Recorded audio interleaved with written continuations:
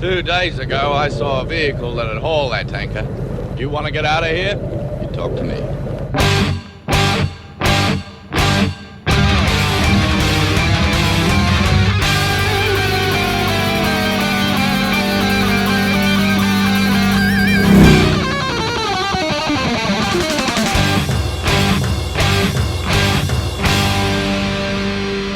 Welcome to the Mad Max Minute, where we're going to crash or crash through Mad Max 2 The Road Warrior 1 minute at a time. I'm Rick. And I'm Julia. And today we're talking about minute 72, which begins with Max sitting up, and it ends with the feral child helping Max walk. And technically, Max started sitting up yesterday, but today he finishes sitting up because it's a bit of an arduous process for him in his injured state. As Max is sitting up, he moves to start working his way off the bed. We get a level of expression on his face that we're just not really used to. He grimaces quite a bit. Yeah. Actually, telling us what's going on with him, which we comment time and time again that he just doesn't do. So that tells me he must be in quite a lot of pain. Yeah, sometimes it's just too much and you can't mask it. Like when your entire body has been buffeted and pummeled the way his has. The standout detail of this shot, I think, is the feral child dropping down from the doorway. And he doesn't necessarily just jump. He swings down and hangs on the door frame before letting go and dropping to the ground, which he only does after dropping down more of Max's equipment. Once the feral child is down, he gathers up all of Max's things and he brings his clothes and his equipment to Max, who is still sitting on the cot there, and they share this look. And I find it significant that the last interaction that they really had was Max spurning the feral child and telling him to go away, telling him to just go away, forget about him, all that other stuff, not in so much words. But despite being sent away and told to leave Max alone, the feral child still believes in Max enough to protect his things, bring them back, and give Max the opportunity to be the road warrior. To not just be nothing, be garbage, or anything like that. The feral child knows that Max can do amazing things, and that if he can get him back in his uniform, if he can get him dressed and moving again, perhaps he can become more than what he was before. And from Max's side of things, like you said, this is the first time seeing the feral child since Max's rejection of him. And at the time that Max rejected him, he had everything that he needed. He had his car, he had his dog, he had fuel, he was good to go. Mm-hmm.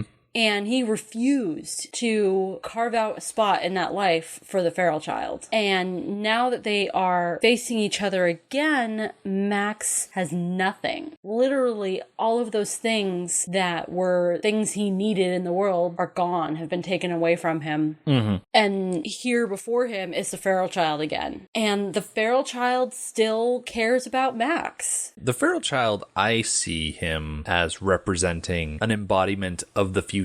An embodiment of the path ahead. Because Max is so obsessed with the past. He was so obsessed with his interceptor. He was so obsessed with his dog, who wasn't necessarily in the text a replacement for the dog that he lost back in the first movie, but no, they were a replacement for his family. Exactly. Those symbols of his past are now gone, and he is now face to face in close proximity with someone who represents his future. And an opportunity to no longer languish in what's behind him. And they definitely share some looks. Yeah. Between the two of them. It's hard to describe because Max is so straight-faced. Mm-hmm. It's hard to get things from him. And in this case, the feral child is doing the same thing. They're just looking at each other. Yeah. But it's there.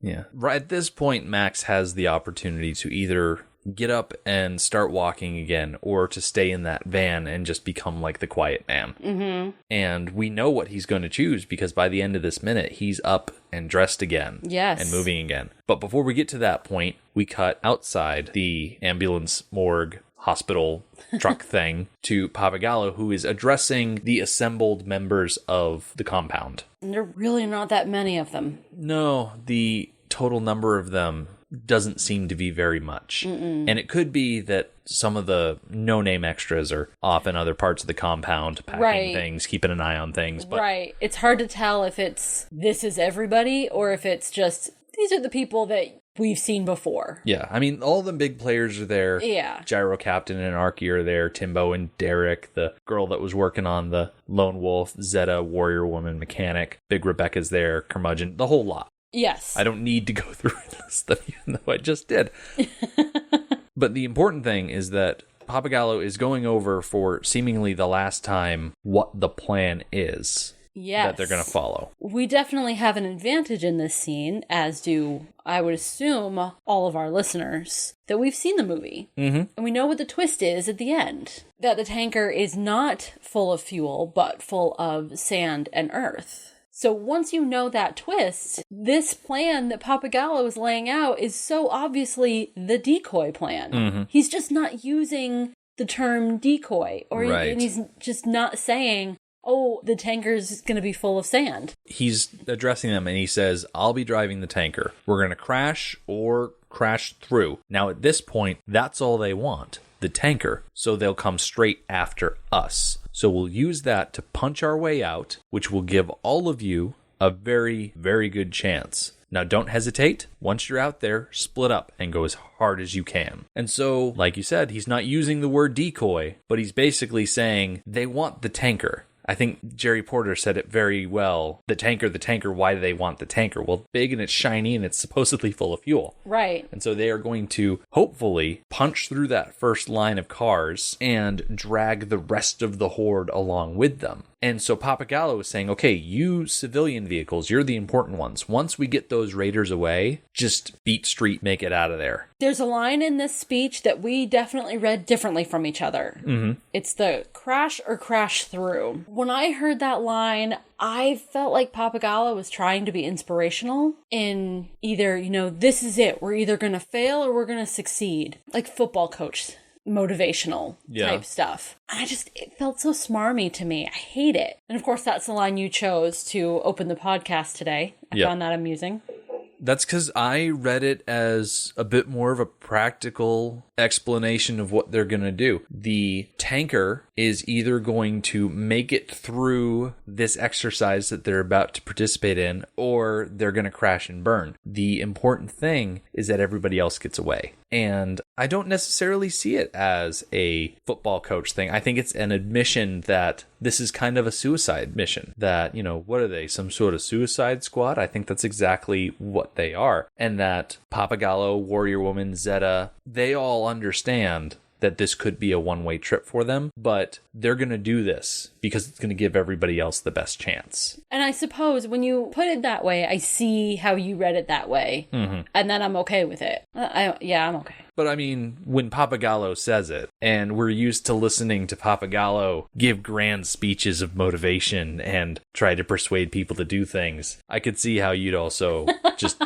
assume that he's being smarmy about it. Yeah. Also, in this scene, how some people talk with their hands? Mm-hmm. Pappagallo is talking with his gun. Yeah, he has taken Max's sawed-off shotgun, and he is holding it up in his hand, and he's gesturing with it. Pointing it directly at people, which is bad form. It's bad. It's a bad habit. Don't do it. Even if, in this case, the breech is open, the gun is bent in half, it's very clear that it is not functional right now. So, nobody feels like they're getting a gun pointed in their face, literally, but that doesn't make it okay. You still don't point a gun at somebody. Because that sort of habit, you don't want to get used to it. Like, treat the firearm with respect and don't wave it around as a way to punctuate a speech. Right. Speaking of the shotgun, when Pappagallo is saying, once you're outside, split up and go as hard as you can, don't hesitate, and things like that, it makes me wonder, because Pappagallo is not operating under the assumption that as soon as they push through with the tanker, that literally all of the horde are going to go after them exclusively. He's very much aware that the horde could only partially get pulled away, or ignore the tanker altogether in favor of ransacking the compound. And so he's telling people there could be trouble, and it makes me wonder how much defense that caravan has, because it doesn't really seem like they have any real fighters. I feel like the majority of the more combative members of the compound are going on the tanker. I agree. I do feel like the civilian vehicles are more or less defenseless, which is ballsy considering that the strategy of distraction and splitting up, they've done this before. They did this with the scouts. Sent out 5 scouts or so, all going in different directions, hoping that the horde wasn't going to chase after every single one of them and that somebody would get through. Well, it didn't work. Yeah, they were hoping that one scout would lead everybody away, leaving the other 3 available. Yeah. I think the one major thing that the scout plan had missing that this plan has in spades is that the horde wants the tanker. The entire horde knows the tanker is the goal. So they actually have a carrot on the end of a stick that they can lead the proverbial horse away from where they don't want the horse to be.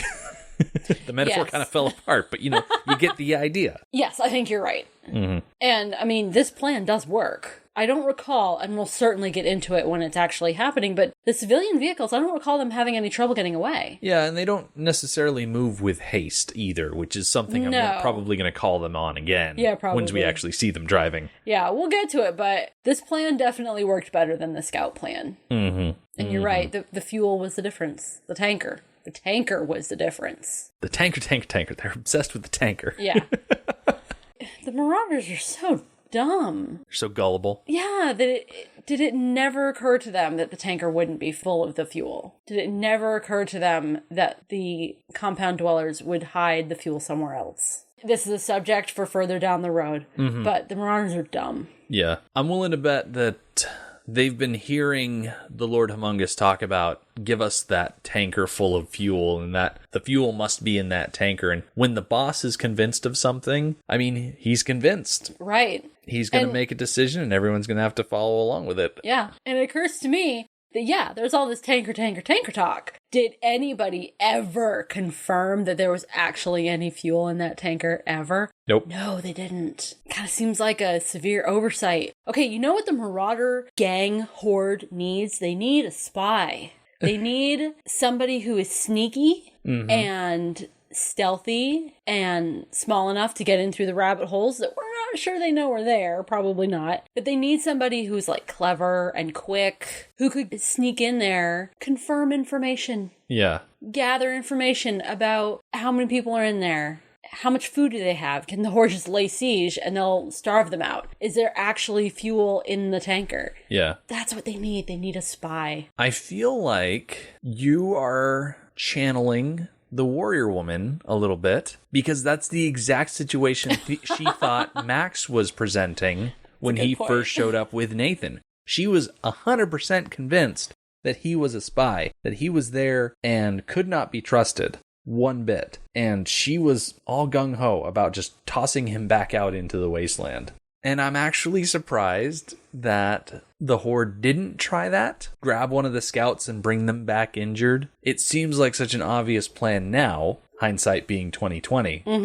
But you're right, it would have given them a leg up on information so that they wouldn't be fooled by something like this. And I think we can just thank our lucky stars that the horde wasn't smarter. Absolutely. As Pappagallo reaches the end of the main chunk of his speech, we cut back to the view of the back of the hospital morgue ambulance truck thing. And Max is limping his way out of it, fully decked out in his gear. He's using the feral child as a crutch, which I'm sure the feral child appreciates, considering there were like 3 or 4 crutches hanging up in that ambulance that he could have used instead. I didn't notice that. Oh yeah, I saw them. The wooden style crutches where you just stick them up under your elbow. They were sitting right there, but nope, he's gonna use the feral child. It's this shot specifically that I mentioned yesterday that Max has a fresh bandage on his knee with a big old bloody spot. I'm pretty sure that when they brought him in to work on him, they probably left his pants on.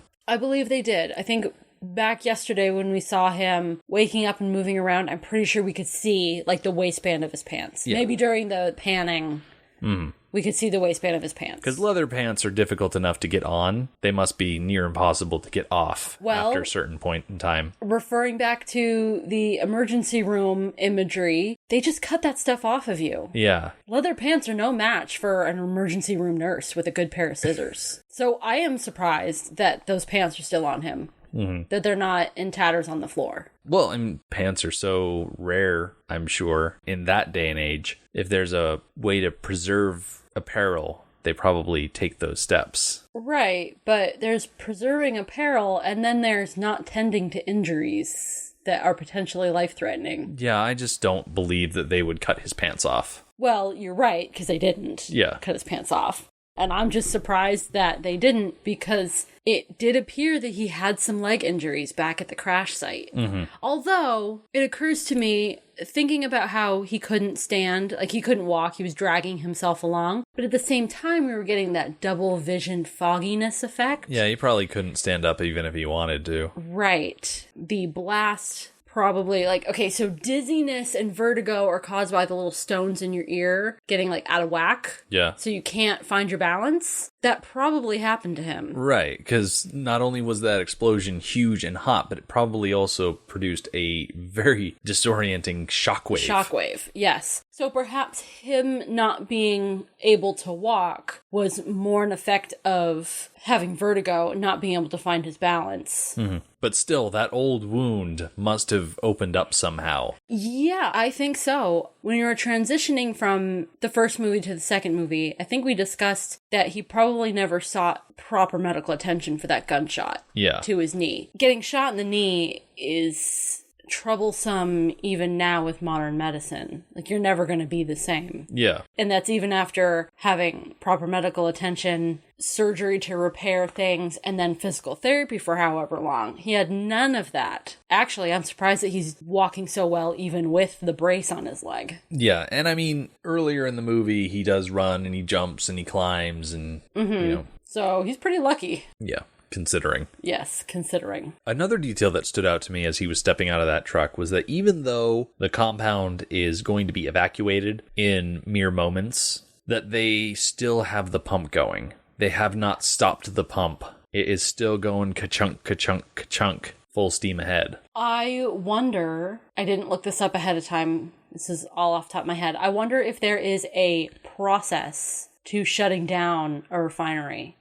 I would imagine that you can't just flip a switch and the whole thing stops. There are chemical reactions going on and things relying on other parts of the refinery working. I don't think you can just stop that. So it's probably easier for them to keep it going. Just to walk away. I think they also kept it running to keep up appearances. That's a good point. They don't want to tip their hand at all. Yeah. The Horde is already determined that they are going to tear this compound to the ground. The compound dwellers have already determined that they're going to leave. But even so, I think your idea that it takes too long and it's too arduous of a process to shut it all down, in addition to just, they've got so much to do, so much preparing to do, that the task of shutting it all down would just take away from more important things. Right. So I think you're pretty much right on both terms. Okay. In the background of this shot, we hear Pappagallo continue. He says, now 200 miles to the north, there's a place with a bridge called Powder River. And he's going to go on and discuss how that's their rendezvous point in more specific terms tomorrow. He's going to dictate when they're going to meet up and when they should keep moving if they don't show up and whatnot. But what stood out to me is the distance and the name. So I jumped on Google Maps because that's my primary resource for things when it comes to locations. And I searched for the Powder River Bridge. And there doesn't seem to necessarily be one of note in Australia that I could find. So I'm very interested to know if there actually is one and where it is in relation to Silverton and Broken Hill. I'm guessing that it's an invented location.